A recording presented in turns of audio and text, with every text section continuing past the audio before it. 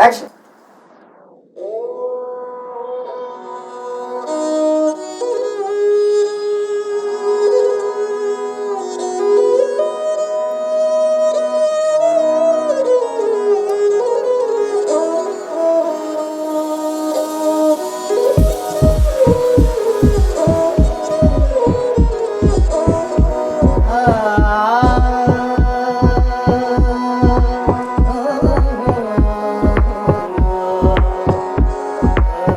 Famous इसलिए है क्योंकि चंदेरी साड़ी वहाँ की बिकती है। चंदेरी एक कपड़े का नाम नहीं है, चंदेरी एक जगह का नाम, स्मॉल प्लेस है, हिल स्टेशन है। राजा महाराजाओं के अंदर जब लड़ाई होती थी तो औरतें सती होती थी, तो वो क्या है कि जब अपना पीछे हाथ मारती थी पहचान के लिए कि अभी ये हस्बैंड हमारा है या पहचान पारंपरिक खानदानी राज। ओ मारा मिठोड़ा में बाण भगाया बिहारी, ओ मारा परदेसी में बाण भगाया बिहारी, ओ मारा परदेसी में बाण भगाया बिहारी, ओ मारा पुरिया में बाण भगाया, ओ मारा परदेसी में बाण भगाया बिहारी। होता है लोग घर घर यही काम करते हैं, लेडीज हो या जेंट्स हो, बच्चे से नहीं करवाते हैं, लेकिन जो उम्र हो गई इनकी काम नहीं है तो करना पड़ता है, मजबूरी में होती है। और इंडस्ट्री नहीं होती, हमें ऑर्डर मिलता है कि इसे तो हम बना के लाते हैं। मुझे लगता है कि 8-10 सालों में ये खत्म हो जाएगा, क्योंकि अब जो नई जनरेशन आ रही है वो ये तो ना तो वो करना चाहते हैं, ना तो लोग अपने बच्चों को ये सिखाना चाहते हैं। क्योंकि आप दिन भर बुनाई करेंगे तो 300 से 400 रुपये आप बुनाई करेंगे, तो कौन सिखाना चाहेगा।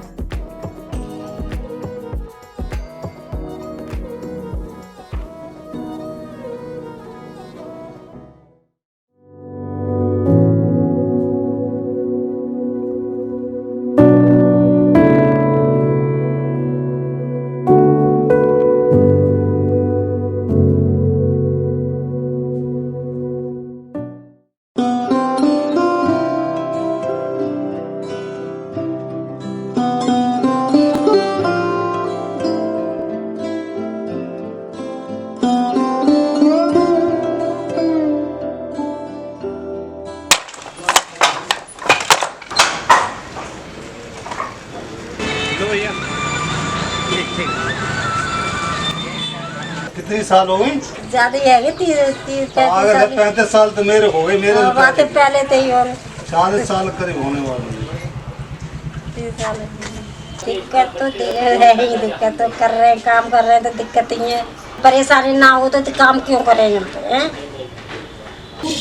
ठंडे हाथों से कट रो है, ये कट रो है, लग जा तो क्या करे, जब भी काम कर रहे हैं ना करेंगे, खाने को नहीं कर रही हूँ, जब तक कर रही हूँ। अरे बैठ गई तो बैठ ही जाऊंगी घर पे।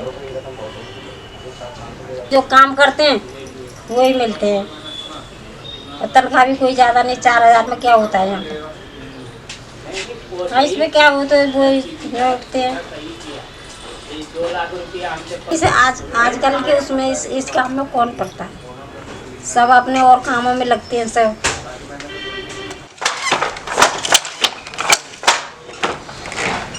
पहले बिचौलिए और दलालों की दुनिया चलती थी, अब सीधा बैंक अकाउंट में वीवर के पास पैसा पहुंचेगा। दूसरा, पहले जो शेड के लिए आपको 60 लाख रुपया दिया जाता था, अब 2 करोड़ रुपया दिया जाएगा। Main objective of all our efforts is to increase wages of our weavers. Weaving is a very laborious job. In some cases, a weaver takes months to weave a single sari. We need to put in place systems that will ensure that they are paid their rightful wages. We also need to improve technology to enhance productivity and reduce labor in the pre-loom activity.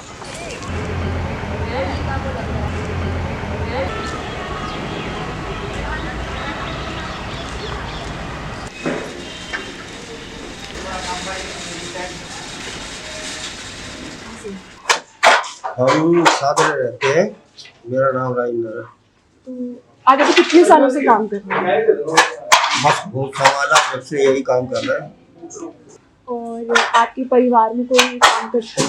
नहीं, कोई नहीं कर रहा, मैं ही नहीं कर रहा। आप चाहते हैं कि आपके परिवार में कोई काम करे? ना, बिल्कुल भी नहीं। एक तो इस काम में मेहनत ज्यादा है, इसमें परेशानियां बहुत ज्यादा है। गवर्नमेंट से कोई सहूलत मिलती नहीं। और दूसरी बात यह है, इसमें थोड़ा हमारी तरक्की भी नहीं।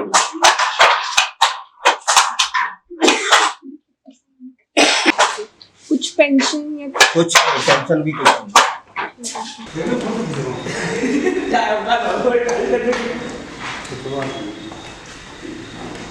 जैसे आपने बताया था कि आप फौज में थे पहले, उसके बारे में कुछ बताएं।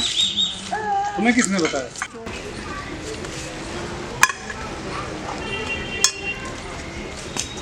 क्या बताऊँ, एक गलती करके यहाँ कर रहे हैं। पहले मैंने गलती ये करके तो वहाँ से चले आए थे। सरकार इतनी सारी स्कीमें निकालती है, जो ये हाथ का काम करते हैं, उससे आपको कितना फ़ायदा होता है? हमें क्या फ़ायदा, जिन लोगों को होता, हमें क्या होगा? हमें तनख्वाह मिलती वही 10-12 हज़ार रुपये, और क्या देंगे? पब्लिक के लिए कुछ नहीं करती सरकार, अपनी जेब भरती है। पब्लिक के क्या करती? पब्लिक तो ऐसी की ऐसी रहती है। मैं सही कह रही हूँ, झूठ बोल रही हूँ तो।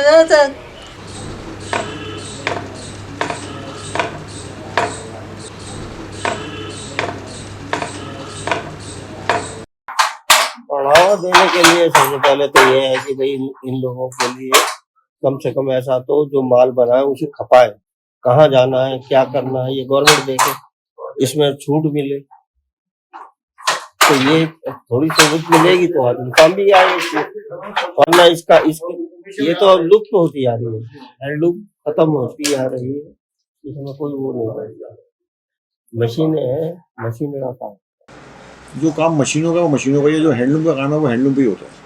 लेकिन यहाँ कारीगर की बहुत शॉर्टेज हो गई है, कारीगर बहुत कम है। खाली पुराने कारीगर बचे हैं, नया कोई नहीं आ रहा है। ये सबसे बड़ी ड्रॉबैक है। तो ये कपड़ा, ये काम बहुत बढ़िया है, फॉरेन में बहुत डिमांड है। हाँ, ये काम बहुत बढ़िया है, अगर लेबर मिले तो बहुत बढ़िया काम। सरकार को ट्रेनिंग स्कूल खोलने चाहिए, जहाँ ये मतलब जो अनएम्प्लॉयड पीपल है उनको ये काम सिखाएं, और एक वेजेस का एक सेट करना चाहिए, इससे कम वेजेस किसी को नहीं मिले तो अपना पाएंगे इस फील्ड में। जब तक ट्रेनिंग मिलेगी तो कोई नहीं आए।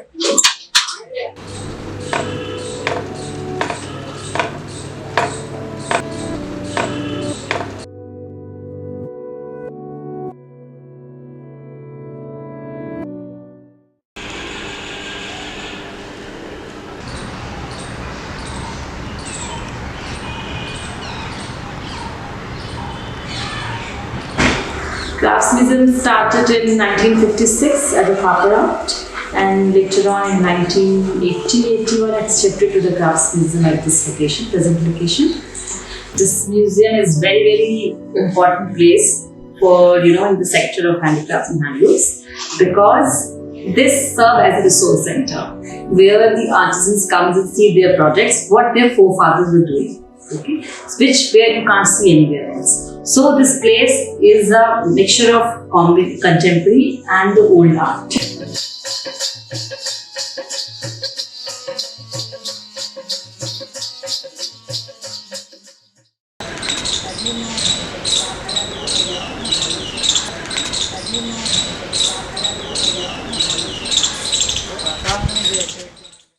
हाँ, तो स्कीम के वाला तो हमें मिलता भी है, कभी कभी जॉब मिलते हैं, काम मिलता है।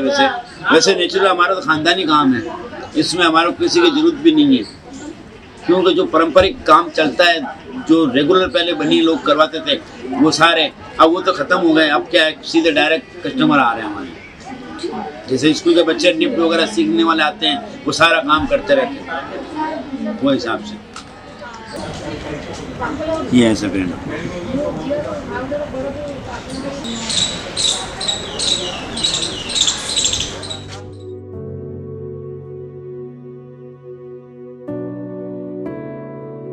You can find all the references in Harappa, Indus Valley civilization. Then all the dyes were there. All the tribes were using the dyes. That dyes were using as a medicines also. Leather is used for the backache and all this. So it is, of course, it has a strong historical background of nation.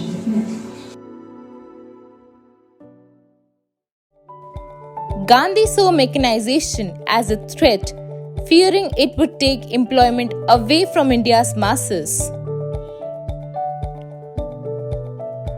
He encouraged the use of goods made in village industries and called on Indians to spin, weave and wear their own khadi cloth. Gandhi learned to spin himself and wore simple clothes to identify with the poor. He saw women as vital to the movement and held mass spinning demonstrations. The importance of khadi to self-rule was symbolized in the flag of Indian National Congress.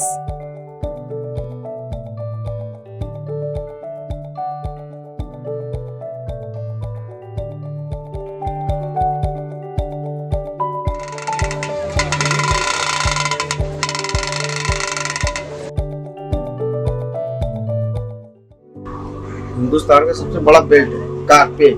अगर तुर्की के बाद है कोई हिंदुस्तान के, पूरी दुनिया की बात बता रहे हैं, पूरी दुनिया के बाद दुनिया के अंदर अगर तुर्की के बाद कोई बेल्ट है कारपेट बेल्ट और दरी बेल्ट, तो वो मिर्जापुर और भदोही है। पूरे दुनिया के अंदर वहां से एक्सपोर्ट होता है, पूरी दुनिया के अंदर। कई बार कस्टमर को पता नहीं होता है, वो हमारे हैंडमेड वर्क को नहीं पहचान पाते हैं, तो कहते हैं ये नकली प्रोडक्ट है या मशीनरी का है। तो हम लोग उनको बताते हैं और बहुत सारे कस्टमर भड़क भी जाते हैं कि आप ऐसे जिले से हैं, जैसे मिर्जापुर सीरीज़ के वजह से हम लोग को थोड़ा अलग तरह से रिकॉग्नाइज करते हैं कि ये बदमाश मिलते हैं, लेकिन ऐसा कुछ है नहीं, हम लोग अपना काम करते हैं।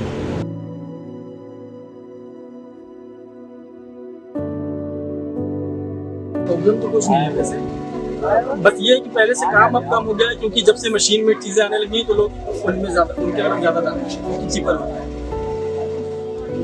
इफेक्ट तो पड़ेगा कि लोगों को चीपर चीज़ चाहिए। लोग आजकल इससे मतलब नहीं रखते कि हैंड का है या मशीन का है, उनको बस अच्छा लगना चाहिए। मशीन का होता है तो मशीन का ही ले लेते हैं।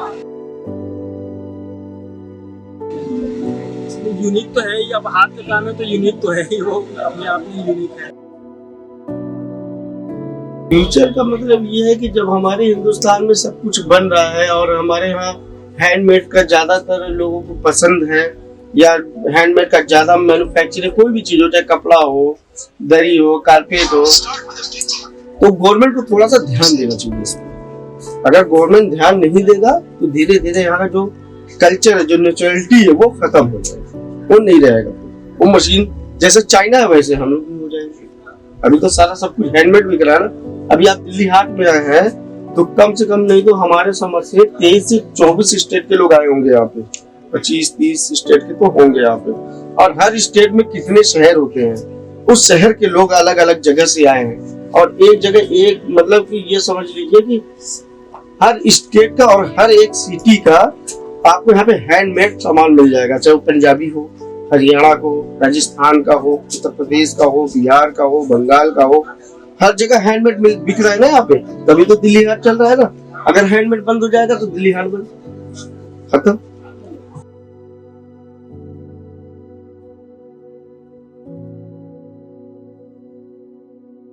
हम तो ना कहते, अंधेरा कहता।